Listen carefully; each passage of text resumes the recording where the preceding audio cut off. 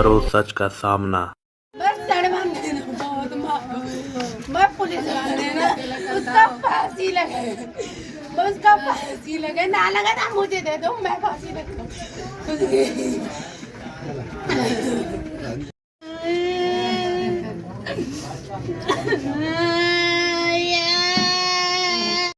आज म्यूली खुर्द कला में आना हुआ है, किस मामले में लेके आना हुआ है? मुझे एक जानकारी मिली है कि यहाँ पर एक नाबालिग लड़के को, जिसकी उम्र रियल में 18 वर्ष से कम है, उसको पुलिस ने बर्बरतापूर्वक मारा है। और मारने के बाद जब उसकी इतनी बुरी हालत हो गई कि वह पुलिस की इस बर्बरता को बर्दाश्त न कर सका, उसने सुसाइड टू सीरात कर लिया। आज मुझे जब जानकारी मिली, कुछ मीडिया वालों ने मेरे फ़ोन पे ये सारी घटना डाली थी और उसके वीडियोस वगैरह डाले थे, तो मैं यहाँ पर आई हूँ जानकारी हेतु। और मैं परिवार से मिली हूँ और गांव के तमाम लोगों से भी मिली हूँ। ये उस लड़के की माँ बैठी हैं और ये उस लड़के के पिता हैं, ये बहनें हैं। तो सारी घटना को मैंने जितनी भी इन्फॉर्मेशन मैं हासिल कर सकती थी उतनी इन्फॉर्मेशन मैंने हासिल की है। और उस घटना को देखने पर ये पता चलता है कि आज कोई लड़िया क्षेत्र की एक लड़की, जो भी वो भी नाबालिग है, वो लड़की अपने घर से गायब है। अब उस गायब की रिपोर्ट दर्ज है और उस पर पुलिस को इन्वेस्टिगेशन ये करना चाहिए था कि उस लड़की को ढूंढने का प्रयास करना चाहिए। उन्होंने उसका जो भी ये CDR वगैरह उस लड़की के मोबाइल की निकाली है, उस CDR में इनके बेटे का कहीं से कोई एक नंबर आ गया, और जबकि लोगों ने बताया है कि उसमें CDR में और भी बहुत सारे उसके लड़कों के नंबर थे। यानी कि लड़की जो थी उसका कनेक्शन कहीं न कहीं और भी लड़कों से था और वो घर से गायब है। कौन लड़के के साथ वो गई है, किसके साथ गई है, ये अभी तक 4 महीने में पुलिस को मालूम नहीं हो पाया है। और लड़का 3 महीने से, जब से ये घटना घटी है, लड़की के घर वालों ने रिपोर्ट दर्ज कराई है। लड़का पर शक करते हुए पुलिस ने कहा तुम कहीं नहीं जाओगे, जबकि वो लड़का अपना जयपुर में सिलाई का काम करता था, परिवार का इकलौता कमाने का सहारा था। पिता भी अपाहिज की तरह हैं, इनका एक्सीडेंट हो चुका है तो इनके हाथ पैर बेकार हो चुके हैं, तो इसलिए वो लड़का ही काम करता था। तो पुलिस के कहने के अनुसार, निर्देशानुसार वो घर से कहीं नहीं गया, वो यहीं पर काम करने लगा। लेकिन परिवार ने बताया है कि पुलिस जो है उसे बराबर, कुइलड़िया थाने की पुलिस बराबर उसे बुलाती रही, जब कब आए दिन बुलाती थी पूछताछ के लिए, और उसको बेरहमी से मारती थी। ये कंप्लेंट परिवार वालों ने बताई है। और ये करीब, अभी माँ ने बताया कि कम से कम 10 बार पुलिस उसे बुला चुकी है। तो मैं पुलिस प्रशासन पे ये सवाल उठता है कि आपको इतने सबूत थे कि इसी लड़के के ऊपर आपको पूरा संदेह था कि यही लड़का ले गया या इसे पता है। यदि ये लड़का ले गया होता तो ये लड़का यहाँ कैसे होता? लड़का नहीं हो सकता था। अक्सर ये केसेस मेरे पास भी बहुत आते हैं, लड़कियों के भागने के केसेस आते हैं। तो लड़कियाँ जिसके साथ भागती है वो भी साथ में गायब होता है, लेकिन यहाँ पर ये लड़का नहीं गायब। और इतनी उम्र भी नहीं है इस लड़के की कि कोई बहुत बड़ी षड्यंत्रकारी घटना को कारित कर सके। इतनी उम्र भी नहीं है इसकी, इतनी सोचने समझने की मुझे नहीं लगता है कि इस उम्र में ऐसा कुछ कर सकता है।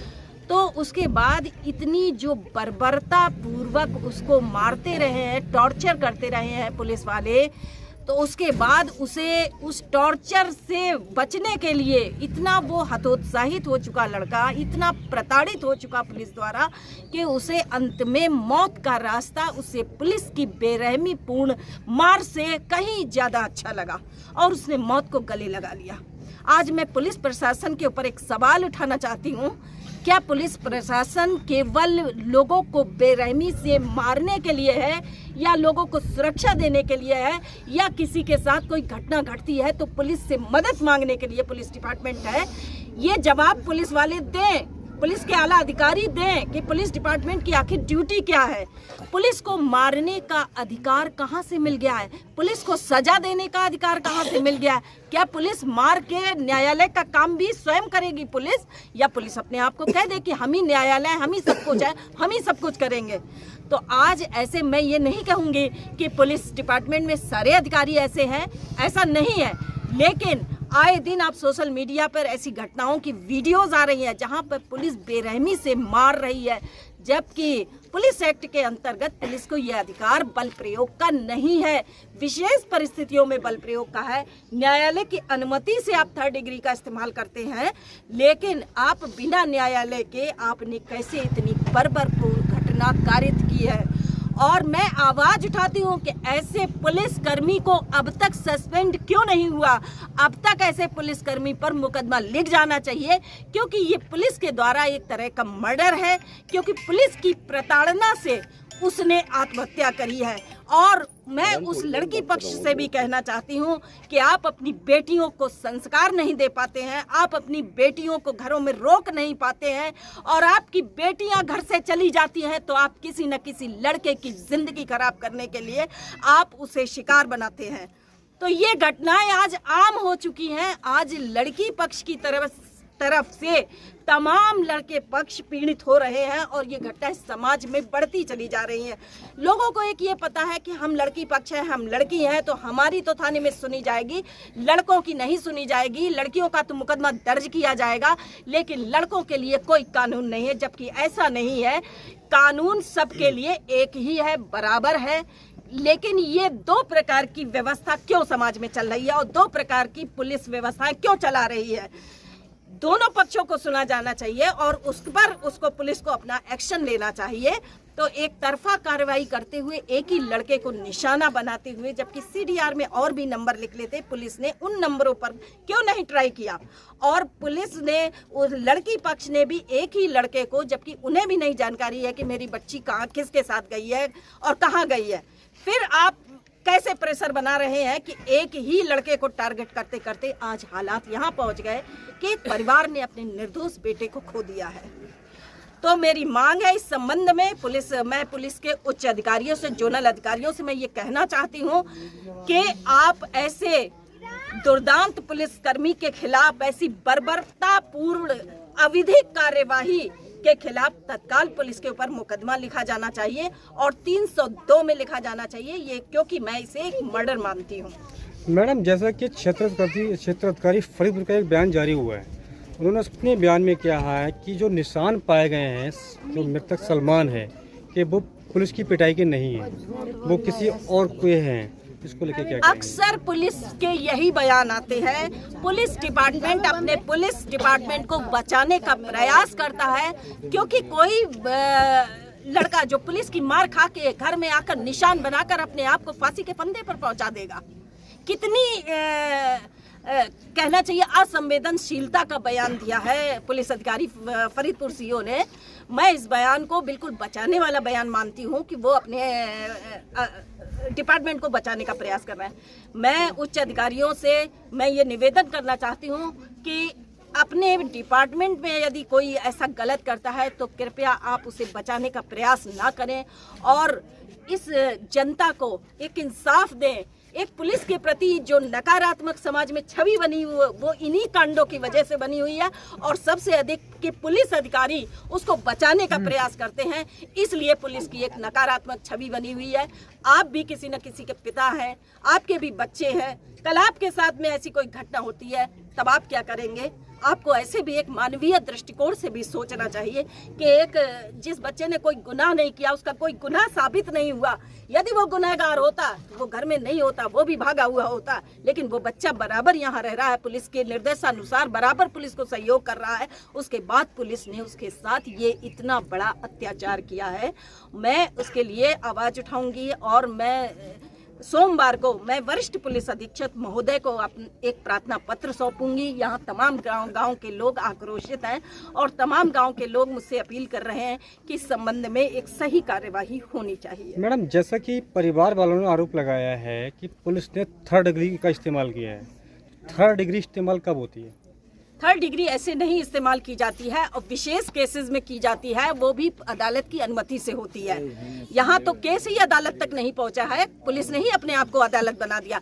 और दूसरी चीज, उस लड़की पक्ष के परिवार के ऊपर भी कार्यवाही होनी चाहिए कि जिसकी लड़की खुद के उनके परिवार के वश में नहीं है और उन्होंने इतना प्रेशर पुलिस के ऊपर बनवाया, आकर ये बता रहा है परिवार के उनके घर के लोग आते थे और यहाँ पर धमकी देकर जाते थे, तो ऐसे लोगों के खिलाफ भी बिल्कुल उचित कार्रवाई होनी चाहिए और उस पुलिसकर्मी के खिलाफ कार्रवाई होनी चाहिए। मैम, अगर परिवार को इंसाफ नहीं मिला तो संस्था का कदम क्या होगा?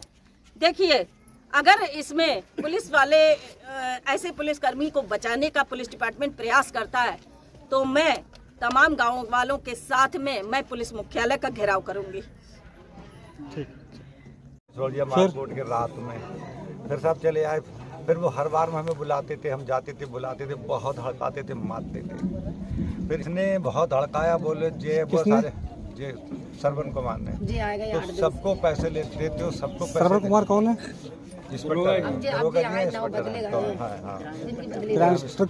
कोलड़िया जी। इन्होंने सब प्रधान जी को साथ में लेके गए, बहुत इन्हें हड़काया कि इसको इतना मारूंगा, ये करूंगा, वो करूंगा, इसके कोई जिस्म में ठिया नहीं छोड़ूंगा, कार्य पानी उतार दूंगा। तो प्रधान जी के कहे से नहीं छोड़ा, तो वो आए चले। फिर रात में मुझे दिन मुझे टाइम पे मैं दिन मुझ गया था, अंधेरे में गया, मैंने सर छोड़ दो। तो बोले इतने पैसे लेके कहते साहब, तो इतने पैसे। कितने पैसे? 50,000 रुपये दिए थे इन्हें। 50,000 रुपये आपने दिए थे? दिए थे इन्हें, हाँ। इंस्पेक्टर क्राइम को सरवन कुमार के लिए? सरवन कुमार के लिए। आपने अपने हाथों से दिए थे? अपने हाथों से दिए थे। फिर उन्होंने क्या जगह टेबल पर रख दो, ऐसे ही हाथ में नहीं दिए थे। अच्छा, हाँ। फिर इन्होंने क्या काम करा, इन्होंने बाहर बोले जाओ अभी नहीं छोड़ेंगे, छोड़ देंगे हम। फिर इन्होंने प्रधान जी ने फ़ोन करा, फिर इन्होंने नहीं छोड़ा। फिर छोड़ा इन्हें रात के 12 बजे। इतना मारा कि कोई जगह उसकी छोड़ी नहीं। पैर हाथ में भी इनमें सब पटा पड़े हुए हैं, और पूरी कमर, जूतड़ और तलवा, कोई जगह नहीं छोड़ी है। जे ऐसे करके भी मारे, वो पट डाल के डंडे और वो का नाम पटा मारे। अच्छा, आपके बेटे को जब छोड़ा था पुलिस ने, हाँ। आपका बेटा घर पे आया था? घर पे आया। उसने क्या बताया था?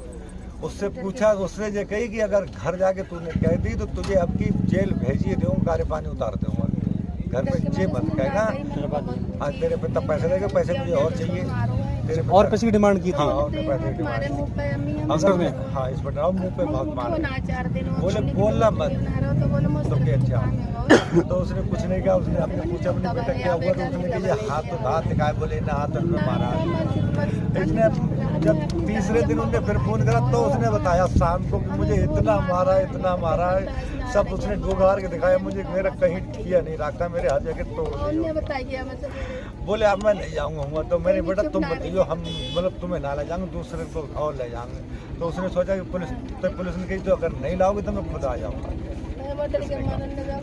उसने फांसी कर दी। तो ये किस टाइम में, ये जो आपके बेटे ने जो सुसाइड किया था, वो रात में हम लोग जगते रहे। अच्छा, जगते रहे, एक दूसरा मतलब आता रहा जाता रहा कि ऐसा ना हो कहीं कोई, जैसे आज थोड़ा पैसा लग रहा है। सुबह को हम सब लेटे हुए थे, तो वो पानी पीने। क्या टाइम होगा लगभग? 3-4 बजे। अरे ना, सुबह का टाइम था, 4-5 बजे का 5 बजे का टाइम। मेरे सिरयाने बैठ के पानी पिया, हम लोगों को देखता रहा। मगर इन्हें देखा, मगर इन्हें ये नहीं दिखा कि अच्छा मैं देख क्यों रहे हैं। मतलब हमने कुछ नहीं फिर वो घर में गया, उसके बाद में बहुत बैठ के आज क्यों देख रहे हो, तो हमने जरूर चलो उठे। जब लोग उसके बाद हम तो लोग उलट के, तो लोग को मतलब एकदम उठा लिया जाएगा, तो फड़क रहा। तो जब तक उठाया, खोल के ले गए अस्पताल, तो दम दे दी, गंगा सील ले गए। कितने बच्चे हैं आपके? हमारे 6 दिलवाओ, बस हमें इंसाफ दिलवाओ। हमारे भैया चलो, हम 6 बहनों को एक ही दशहरा, हमारे बात बस हमें इंसाफ दिलवा दो, बाको फांसी दिलवा दो, सरवन कुमार को फांसी दिलवा दो, हमें इंसाफ चाहिए। सब आके पूछ के जा रहे, CM जी कह रहे कि हम इंसाफ दिलवाएंगे, किसी ने कोई इंसाफ नहीं दिलवाया। कल भी उसे लेके गए, हमें बस इंसाफ चाहिए, हम तुम्हारे हाथ जोड़े मत दीजिए, हमारा लिए इंसाफ दिलवा दो। हमें हमारे भैया से वापिस ना मिले मगर इंसाफ दिलवा दो, ताकि आगे तक ये काम ना हो, किसी का भैया किसी से दूर ना हो। हमारे भाई हमारी जोड़ी भी छोड़ दे, हमारे भैया को हमसे दूर कर दो, हमें बस इंसाफ चाहिए, हमें इंसाफ चाहिए। हमें सरवन कुमार की फांसी चाहिए, बस फांसी हो, बस सरवन कुमार की फांसी हो, हमें फांसी चाहिए, बाकी हमें फांसी चाहिए। क्या नाम है आपका? अमरीन नाम है, हम उसकी बहन है, उससे बड़ी है। कितनी बहनें हैं आप? 6 बहनें हैं, भाई हमारे सबसे छोटे हैं 2। ये सलमान जो थे, छोटे थे आपसे बड़े थे? उससे छोटे हैं, इससे बड़ी है। चलिए। दिनांक 8/1/2025 को थाना केवलिया पर एक मुकदमा अपराध संख्या 9/25 अंतर्गत धारा 137(2) BNS के पंजीकृत किया गया था, जिसमें कि एक नाबालिग बच्ची को अज्ञात युवक के द्वारा बहला फुसलाकर भगा लिए जाने के बाद संज्ञान में लाई गई थी। उक्त अभियोग की विवेचना थाना क्यूलड़िया के क्राइम इंस्पेक्टर के द्वारा की जा रही थी। दौरान विवेचना जब उस बच्ची के मोबाइल नंबर की CDR प्राप्त की गई तो उसमें एक संदिग्ध नंबर प्रकाश में आया, जिसका तस्दीक करने पर पाया कि ये सलमान पुत्र अशफाक अंसारी निवासी मेवड़ी कला थाना भुता के रहने वाले हैं। इनका नाम संज्ञान में आया। विवेचक के द्वारा इनको 1-2 बार थाने पर बुलवा के इनसे उक्त लड़की से बातचीत के संबंध में CDR के आधार पर इनसे के साथ इंट्रोगेशन किया गया और इनको सकुशल इनके गार्जियन के साथ इनको घर भेज दिया गया था। दिनांक 1/5/2025 को पुनः कुछ सवालों प्रश्नों के जो है वो जवाब के लिए इनको फिर से थाने के आने के लिए कहा गया। तभी उस रात 1/2 की इस युवक के द्वारा आत्महत्या कर लिया गया फांसी लगाकर। अगले दिन परिजनों का ये आरोप था कि जो पुलिस के द्वारा इन्हें बार बार फ़ोन करके और प्रताड़ित किया जा रहा था। साथ ही साथ जो लड़की पक्ष है उनके द्वारा भी घर पे आकर उनके साथ जो है वो गाली गलौज और धमकी आदि दी गई है, जिससे आहत होकर उनके पुत्र सलमान ने रात्रि में फांसी लगाकर आत्महत्या कर ली है। इस संबंध में मेरे द्वारा मौके पर जब जाके जांच की गई और शव का मेरे द्वारा जो है वो निरीक्षण किया गया तो पाया गया कि ये जो बच्चे के जो पीठ पे पूरा नीलगू निशान बना हुआ है वो एक लीवर मोर्टिस का केस है, जो कि किसी भी कहते हैं शव के मृत होने के बाद आधे घंटे बाद ये एक स्वाभाविक प्रक्रिया शुरू हो जाती है। शरीर में ये लक्षण दिखाई देने लगते हैं। जब उनको ये सारी चीज़ों से अवगत कराया गया तो परिवार इस बात पे वो संतुष्ट हो गए कि उनके द्वारा जो है पुलिस के द्वारा इस पे मारपीट नहीं की गई है, ये कोई दूसरा विषय है। इसके बाद फिर उनके परिजनों के द्वारा लड़की पक्ष के विरुद्ध जो कि इनके घर पर आकर डराने धमकाने की बात बताई गई, उस संबंध में एक एप्लीकेशन दी गई जिसके आधार पर थाना भुता पर सुसंगत धाराओं में एक अभियोग पंजीकृत कर लिया गया है।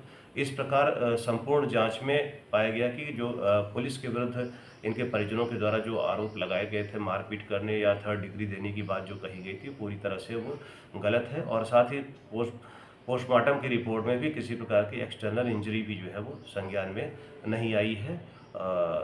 इस प्रकार जो भी कहते हैं सोशल मीडिया के थ्रू या परिवार के थ्रू जो भी जो है पुलिस पर आरोप लगाए हैं वो तथ्यहीन और आधारहीन पाए गए हैं।